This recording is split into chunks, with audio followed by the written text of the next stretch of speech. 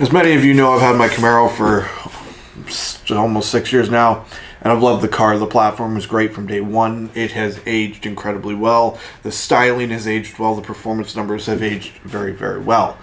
And I'm very happy with the car. It's been very reliable and consistent and awesome. So no real complaints on that, but it's no secret that the sales have been horrible.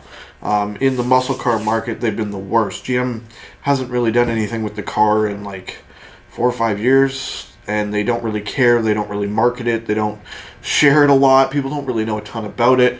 And Mustang and Challenger, I mean, they're coming out with new trims and wide bodies and more power and all these things. And the Camaro has just sat stagnant and consistent, which has kind of been its downfall in that segment. The other big problem with the Camaro is it competes so much with the Corvette. The Corvette's a lot more money. It was, I think, 40% more expensive for me to buy a Corvette with an equivalent trim package, same motor, same horsepower.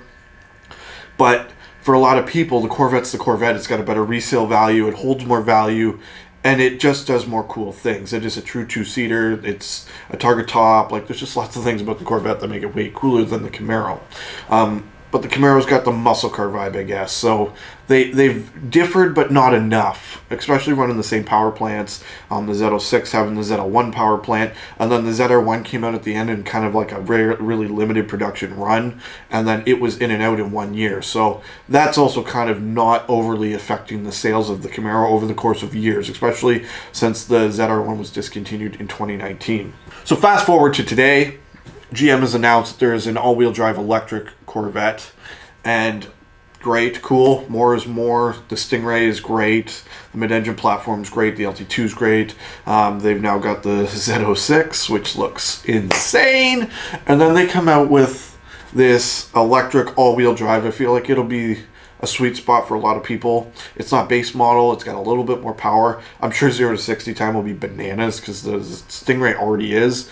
So add on some electric all-wheel drive. I wouldn't be shocked to see 2 seconds, give or take, just based on how numbers work and how life works. But with them switching the motor to the back, new engines, new transmissions, new power plants, and just everything being different, I feel like it has resurged the Camaro, and it has brought it back from the grave. It's given the option to have a front engine, rear wheel drive, manual, supercharged, or naturally aspirated, 2+2.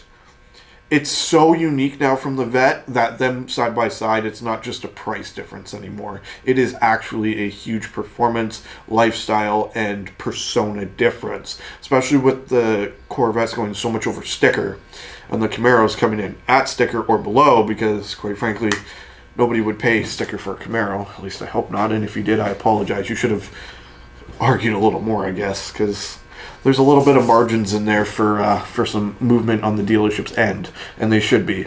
And the markup trend that's happened over the pandemic, to me, is just absolute hogwash. Should have never happened. But as a blind man, this is how the game works. The game is ever changing and ever evolving.